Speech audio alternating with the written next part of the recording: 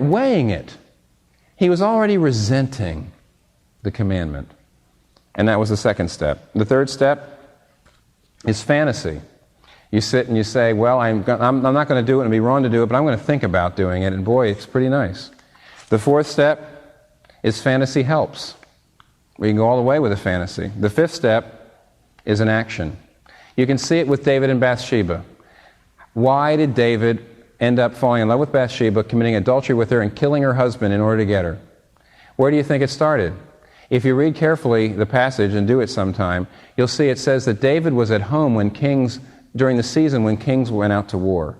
David was being lazy, you see. There was work to be done, and David was at home when he should have been out on the battlefield.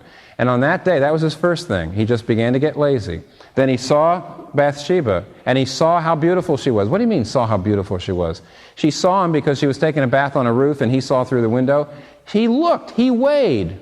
Then the next step is he fantasized. The next step, he probably did some fantasy helps. And the next step, he acted.